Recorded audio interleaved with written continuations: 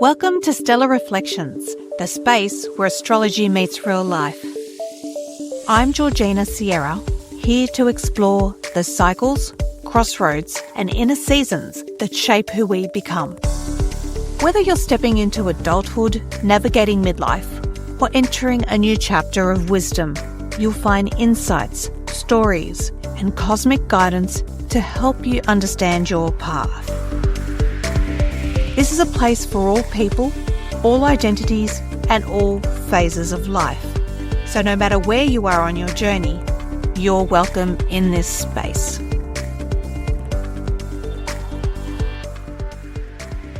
Hello everyone, and welcome back to another episode of Stellar Reflections. I'm Georgina, and I'm going to delve into another asteroid today. Before I begin, you might be wondering, why is this woman so obsessed with the asteroids? It's a specialty, pretty much. Not that I'm the only one that knows about asteroids. There's fantastic astrologers that have been around and have been practicing for decades longer than I have. That I'm like, you know the movie Wayne's World, and Wayne and Garth see Alice Cooper? Well, they're my Alice Cooper. I'm not worthy. We're not worthy. That kind of thing. But I'm not going to name drop because I haven't met them yet, but it'd be lovely to meet them one day. But I digress. Why the asteroids?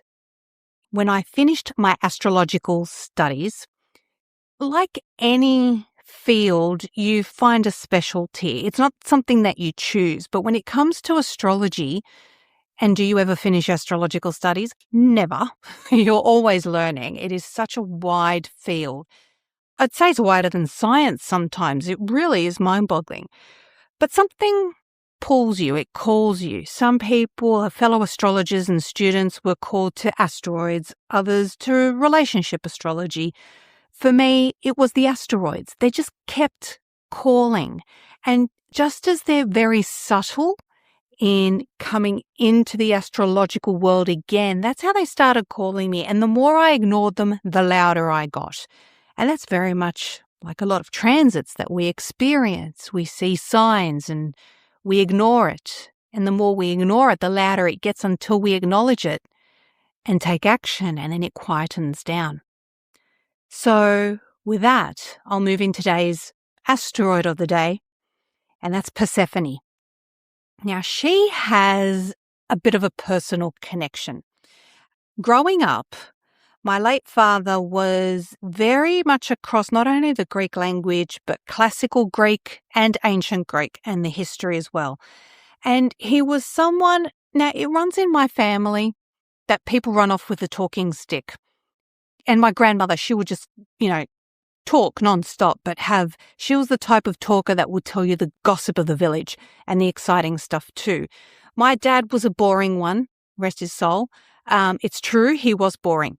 He was very slow, and he would talk and talk and talk. And, he would say stories over and over again, where at the time I was like, ugh, this again.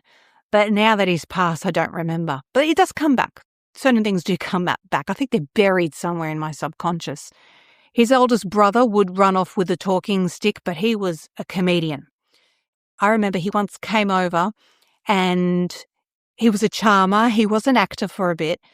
He made everyone laugh so much that you'd have, when you're laughing and the sides of your mouth and your jaw really hurt and you're crying and half the people have to run to the toilet because he's that funny. You really are going to do a number one on yourself. That funny. I have other aunts and uncles that will go off with a talking stick, and thankfully were more interesting. But back to my dad. He would always regale a lot of mythological stories and different things from the past. And he would always call me Persephone. And I'm like, my name's Georgina. Why are you calling me that? Duh, as a teenager. And it's because my mother's name is Demeter. You getting the link? What were we talking about last episode? So he would refer to me as this goddess. Thank you, Dad. Which makes me wonder what he thinks of my now husband. Does that mean he's hates? But there is a bit of a connection there. And as I go along in my astrological practice and bring up Persephone in someone's chart, you do see some really interesting things come up. But to understand Persephone, we again have to go into her mythology, into her story. And Persephone is known as the goddess of spring growth. Now, if you remember, or if you've heard the previous episode, I talked briefly about the story of Ceres and Persephone.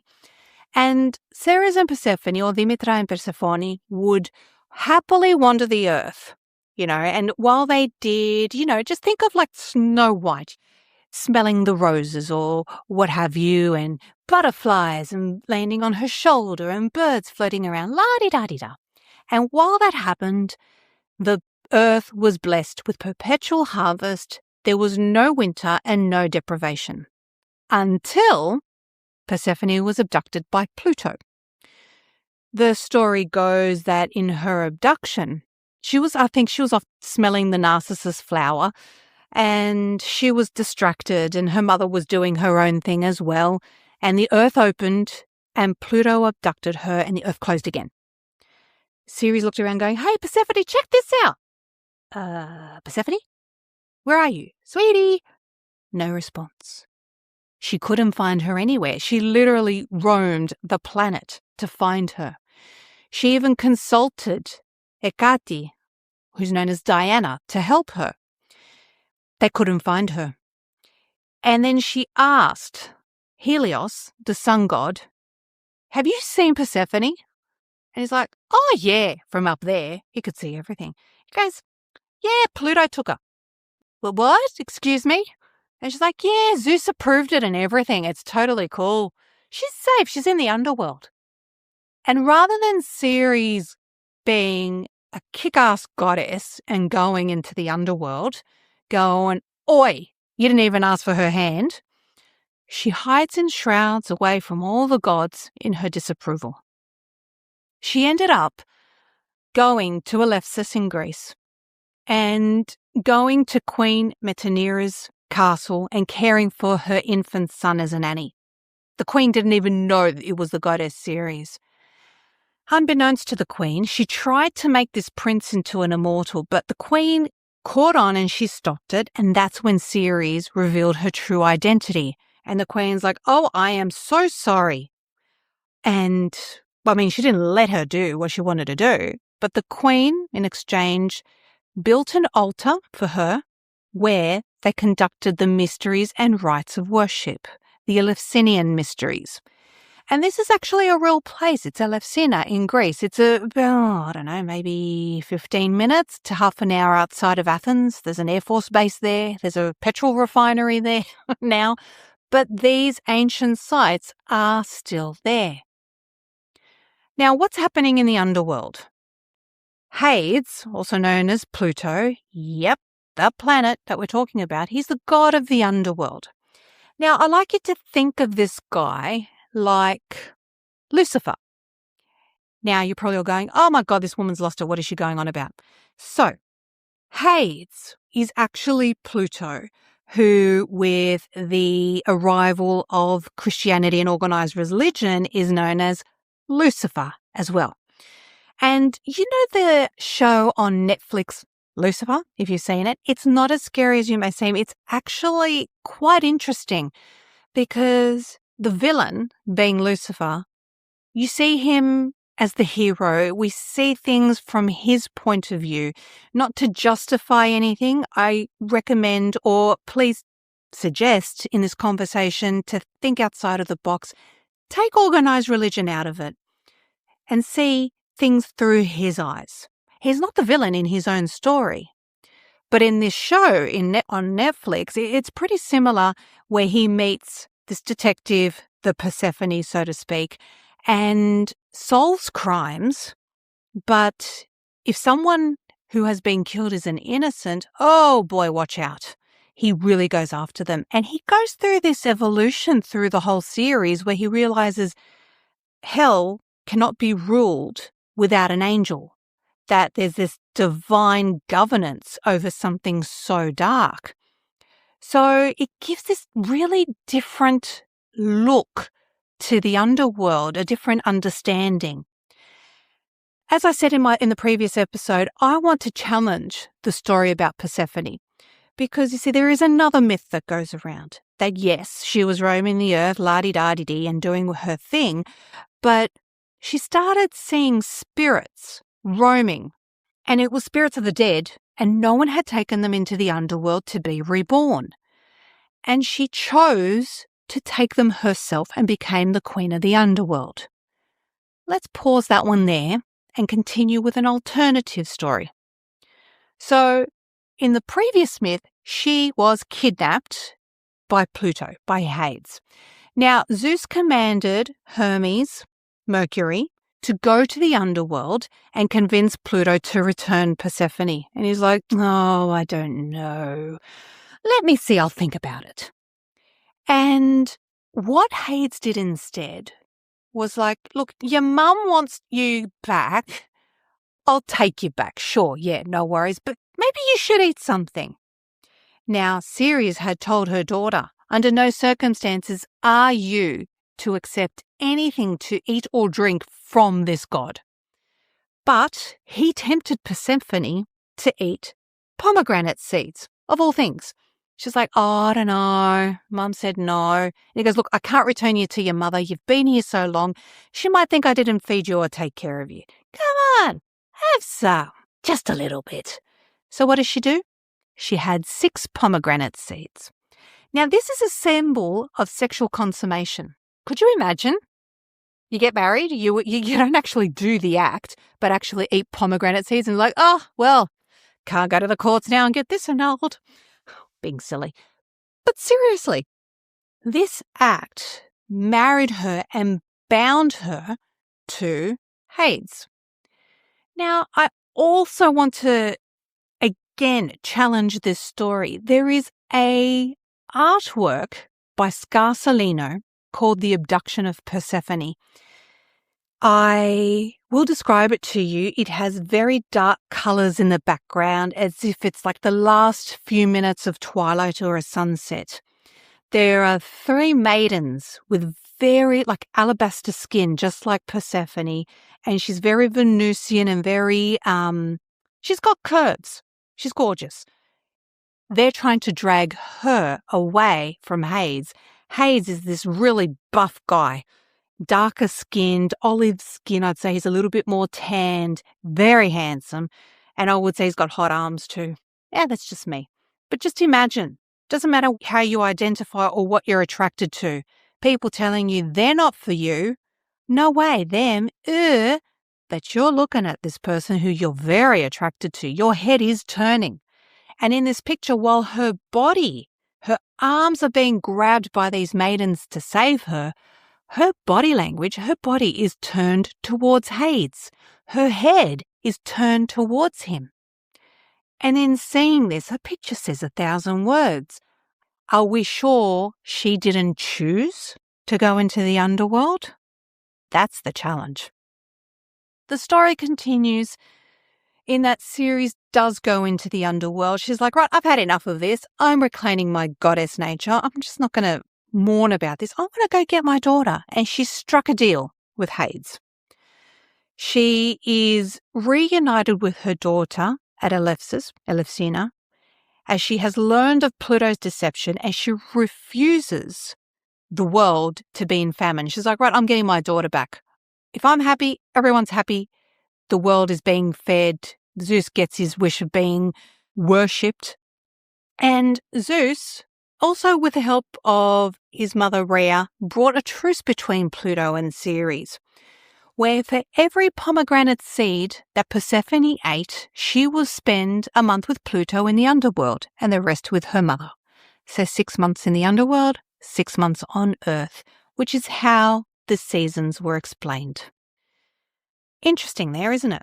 So we can see with each of these 3 divinities, where Ceres, she symbolizes a continuity of life. She is the goddess of the harvest, but we can also see that when this myth occurred, let's say it was an event in history at a specific point in time, for argument's sake, they were all transformed.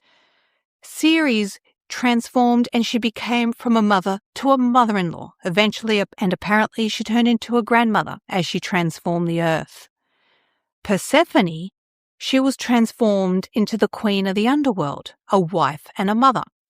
She's also a goddess of the mysteries, of the Eleusinian mysteries, where she receives the dead for rebirth. Now, these Eleusinian mysteries, if you went through them, you were sworn not to repeat what happened in those rites. If you did, you were killed.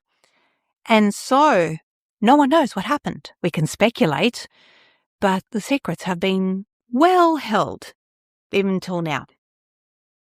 And in this story, one of the things that Persephone symbolizes, or a few things, is the potential and promise of things to come, and how she could be an innocent yet a willing victim, which we will go into a little bit further. Pluto himself, the god of transformation, especially in astrology, he shows us the power of transformation and resurrection, and how even in midlife with our Pluto transits, we take it one day at a time, but it really isn't the end of the world. Once you go through a Pluto transit, you will find you are much better than what you were before, no matter how hard the transformation may be. He also shows us that we do need a death of sorts to be reborn. And in going through these transits, we do see a few things falling away from our lives to bring in new things. The universe abhors a vacuum. It hates having a vacuum. When something goes, rest assured something else will come in its place. It's like the phoenix rising from the ashes, which leads to profound regeneration. And for him, he transformed into a husband. The amazing asteroid astrologer goddess herself, Demetra George, said, "We need asteroids as the traditional planets simply do not and cannot fully explain the issues which are emerging, simply because they are new." I find that amazing. And with Persephone, she is showing us something new, something we haven't seen before. Well, we have seen, but we haven't explored so much. So with Persephone, she is an archetype. She's a maiden who is taken, but she's also the initiate, the one who crosses the thresholds and the one who evolves through descent and return. She goes into the underworld, does her thing, becomes a queen there, comes back and does her thing as well. And it's interesting, once she's on the earth, she's still, the goddess of perpetual harvest, but is she also the goddess of the underworld while she's on the surface? Does she hold both caps on at the same time or take one off depending on which realm she is in? And it shows us, the different hats that we wear. Sometimes we can't cross them over. Sometimes we can. Could also mirror the masks that we wear with specific people as well. Woo! This is getting deep. But Persephone also shows us the psychology of the willing victim. Where Persephone falls in our charts is where we're willing to be disempowered. It could be childhood roles, trauma bonding, people-pleasing, or the belief that suffering earns love or safety. Think about it. Depending on which house Persephone falls in, we can see, let's say people-pleasing, it might fall in the 10th house. Do you people-please everyone in public to keep the peace? Do you people-please in work just to keep the peace as well? And yet you're willing to sacrifice perhaps your boundaries, perhaps certain rights. However, we need to look at how a willing sacrifice can become our identity. So it could be a coping strategy, a role, or a shadow identity, and it can show up in our personal relationships, family systems, in our work relationships, friendships, and in communities that we are in. The thing that we need to look at is see, in this identity, are you okay with this? Are you okay to play these roles? How long can you play these roles? Not long, I am sure. And it also depends, how much are you losing and how much are you gaining at the same time? And what are you losing and gaining as well? With Persephone's underworld journey, it is a symbolic process of losing innocence, of confronting our shadow side and becoming sovereign. That is really deep. Letting go and being willing to be reborn as a queen. And it's like, I think many listeners will recognize this as a descent in their own lives. Perhaps through midlife, you may see that, okay, I'm going through a Pluto transit and there is this transformation. And rather than just taking it as one day at a time, which I really recommend that you do, but see, what do I need to let go of? What am I willing to sacrifice to go on the right path, on exploring what my life purpose is and where I'm meant to go to be a sovereign? To be honest, at the time of recording this, the word sovereign has been coming up a lot. It really has. I've been seeing it everywhere. Not sovereign as in a queen, but sovereign as being, well, I guess as a queen, but not royalty, but being a queen in our own lives. In sacrificing what we need to sacrifice to transform our lives, to be the better version of ourselves going forward, because whatever we were up until midlife, we will see that can no longer hold. We can't be that person as we get older. So we need to let go. We need to transform our lives, find what our life purpose is, the reason why we get up every morning. And it could be just a breakfast cereal with berries, which I find delicious, by the way. But I digress. Whatever your life purpose is, and taking those steps in going forward. Because if you don't go through that transformation, you'll be stuck. You really need to really go through, those dark nights of the soul. And it's a choice versus powerlessness in this myth. It's quite complex. Although Persephone apparently is taken, and later versions of this myth, they show her she chooses to return to the underworld. And that's how we find our agency after powerlessness. How many times in your life have you been hit by a Mack truck and gone, oh my gosh, I didn't see that coming. What have I done wrong? Things just seem black. You just life isn't the same anymore. There's some transformative events that could happen as well. And, you do feel powerless. But in examining those events, you do reclaim your agency in a different way and eventually come back as a queen. You become sovereign. Now, in our astrological chart, in the chart that we're born with, our natal chart, her glyph looks like a G. It's a very funky G. That times New Roman G, that's what it looks like. And wherever she comes up in your natal chart, and for the astrologers out there, if you're like, where on earth will I find this one? I'm not sure with Solar Fire, but with Astro Gold, you go into Astro Gold. This is for Mac, but I think you can have it for PCs as well. You go into Preferences, Displayed, Add Extra Points, and where it says Available Extra Points, you select Minor Bodies and go down to P, and Persephone is there. She looks like a G, a Times New Roman G. And you even set up the aspects as well, which point to very interesting things in there. You'd be surprised at what aspects could be made.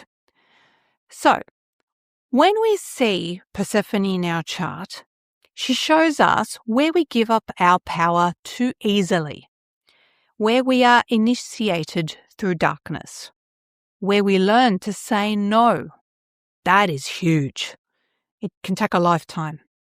Where we become queens in our own right, and where we can experience cycles of surrender and reclamation.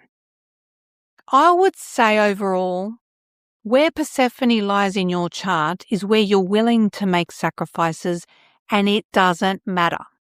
Very Piscean 12th house sort of thought, where I'm going to give it away, but I know it's going to come back. And it does come back. As we said, the universe hates a vacuum. It can also show us, Persephone in our charts, why some people feel drawn to saving fixing or being the one who absorbs pain. Sound familiar? Yeah, empaths. Could it be known as a martyr pattern or the good girl archetype? Could we be romanticizing suffering? Or is it cultural conditioning, especially for women or those who identify as female, that sacrifice equals worthiness? In having said that, look in your life where you have sacrificed something and you've probably been willing to do it and it's totally cool. Hindsight gives us foresight. You can't change anything, but has it been in exchange for feeling more worthy? Have you been sacrificing something to claim love, to feel that it's your purpose, that you exist, that you're there for a reason, but you're sacrificing something for someone else? Are you giving up your own sovereignty for it? Sure, you'll be willing to do it, but up until what point? Have you put up sufficient boundaries for this? I mean, if we look at Persephone, she's like, sure, I'll take these souls to be reborn in the underworld, but I'm only doing it for 6 months. I need my sun. I need to get a tan. It's not good for my complexion down there. Especially if she's from the Mediterranean, she'd be crying for sunlight. So, at what point? What are your boundaries in the sacrifices that you make in your lives? Because there will come a moment of awakening, a turning point where you'll realize that you don't have to be a victim. Persephone's transformation into the queen of the underworld mirrors reclaiming authority over one's life. We can reclaim authority of our lives for the good of all or none at all, as we say, but with respecting ourselves and respecting others. It's a moment of awakening where you'll probably slap your head and go, what the foxtrot did I do? But don't beat yourself up. It's what you knew with the information that you had at the time. There's a lesson there. And if you learn that lesson, well, nothing has been really lost, has it? With this moment of awakening, there is a shadow side. There is a risk of staying in roles of pain, trauma narratives, or relationships that can drain your life force. And Persephone warns us against being loyal to the underworld at the cost of the self. Imagine Persephone stayed there all the time. We would starve on Earth. She wouldn't get the tan that she wants. She wouldn't see her family. She wouldn't see the flowers that she loves and the birds and the butterflies and all that. La-di-da-di-da. That's a part of her. She's willing to balance the light side with the shadow side of her life. And sometimes we have those dark nights. Sometimes we wallow. It's okay to wallow and express our emotions and get that out of us. And it could be a negative side to ourselves as long as we're not in there too long. But you don't want to ignore it to the point where, as I said earlier, you keep ignoring it, it will get louder and louder and louder. So we do need to have that balance of our sovereignty with that shadow side. Persephone shows us that there is power in this duality. We can live with innocence and wisdom. With softness and strength, we can also live with surrendering, but also putting up boundaries. Persephone is pretty much the willingness to evolve without abandoning ourselves. How many times have we abandoned ourselves? Probably too many. So Persephone's really deep. She's dark but light. She's amazing. I love seeing her in a chart and seeing her in major aspects like a yod in people's charts. Before we finish, I just want to go through what it means if you have Persephone in a specific house of your chart. If Persephone is in the first house, you will probably feel like you're sacrificing your sense of self. You're happy to put on a mask and not show your true self. When in actuality, when you show your true self, you shine. You're a queen, girl. If she's in the second house. Look at your self-worth. What are you willing to sacrifice when it comes to your self-worth or money even? Is that right for you? If she's in your third house, what are you sacrificing in your immediate surroundings? Are you speaking your truth? Are you being true to yourself? Are you being true to those family members that are close to you, like your siblings? If she's in the fourth house, what are you sacrificing in your home life? What are you sacrificing in your immediate surroundings? Is there something that is coming down from your family line that you're willing to go, oh, well, my grandmother had that issue, my mum had that issue, and I had that issue? Having said that, I have a family story to share. My grandmother, I won't say which one, she put up with a lot of crap from her brother-in-law. Lots of crap. Had a wonderful marriage. But you know what they say, it's either your partner or the in-laws that could be trouble, or vice versa. Nothing's perfect. Sometimes you're blessed with both being great. But she had a lot of trouble with her brother-in-law. My mother had similar issues, not with her brother-in-law, but she did have some similar problems that her mother-in-law had with my dad. I'm not going to go into that in detail, but there were very similar traits. And you know, it was really weird. Mum was telling me, watch out, because it's something that's coming through the family line. It's repeated. And even though my mum married into the family where this pattern was subconsciously being played out, I thought that was really interesting to have these lessons within the same soul family. And I saw the same thing from a family member, and I shut them down straight away because I could identify what these patterns were. I don't have Persephone in the fourth house, but I was not willing to put up with those things. I was not willing to be a victim, to go through that, to claim my sovereignty. So if you do have Persephone in the fourth house, my point being is, can you claim sovereignty through that astrological pattern, that family pattern that has gone down the family line? If you have Persephone in the fifth house, it's where you're willing to sacrifice, I would say, having fun. It's like, oh, all right, I won't go out this Saturday. I'll go out next Sunday, but I'm going to miss out.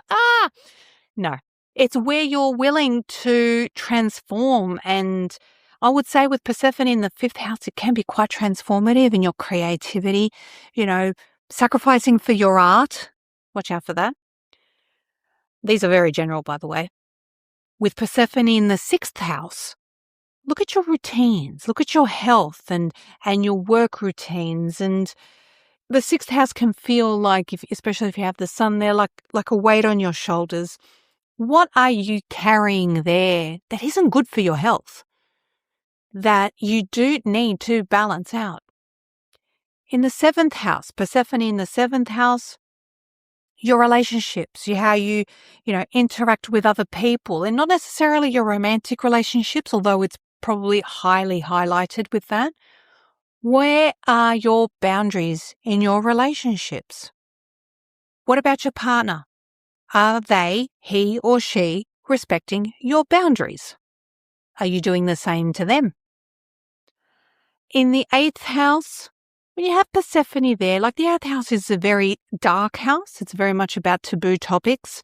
And I do see that being, with Persephone there, quite transformative in those taboo topics and facing them, not shying away from them. I would think of Persephone in the eighth house. I'm getting this image like a download, like a madam, but she's running a kick-ass enterprise. If you have Persephone in the ninth house, is there something that you might be sacrificing with your higher learning rather than claiming and going into those things that you really want to learn, exploring the world that is wider than your community? Is there something with your faith that you need to explore as well to claim your sovereignty? If, like me, you have Persephone in the 10th house, really interesting placement. You're pretty much willing to sacrifice things at work, but at what cost? Are you willing to sacrifice a career that you've been working for years, and you might be if it's not the right one for you? And you will see things happening in the workplace. You might not mind to a certain level, but if we consider boundaries, and it could be a little bit of a trauma there with that, in the public image, are you willing to take that on? And you might just be and go, you know what, things happen for a reason, and you do actually find your life path sooner rather than later. If you have Persephone in the 11th house, look to the groups and the communities you are a part of. This one, when I see it, I think of, remember that movie Practical Magic? Yes, I watch a lot of movies. And they go, witch, you're a witch. They don't like the witches in that movie. That's what I keep hearing over and over in my head. But when these witches reclaim their witchiness, their woo-woo, they're like, yes, so what? We're goddesses. We're queens of the woo-woo. Everyone embraces that. What are you willing to sacrifice? Are you willing to come out of the woo-woo closet? It's hard to come out of the woo-woo closet, but boy, is it liberating. And finally, if you have Persephone in the 12th house, are you willing to give in to your ego, or allowing your ego to put up those boundaries rather than dissolving them and looking to the bigger picture that is in your life? And that's just skimming the surface of Persephone. We can go much deeper, especially if we look at the aspects that she is making and how she's interacting with everything else in your chart. I hope this has been enlightening for you. It has been for me, with some downloads there. I am also opening up, if you want to appear on Stellar Reflections, please go to my website, www.georginasierra.com. Send me a message. Let's collaborate. Let's have a chat.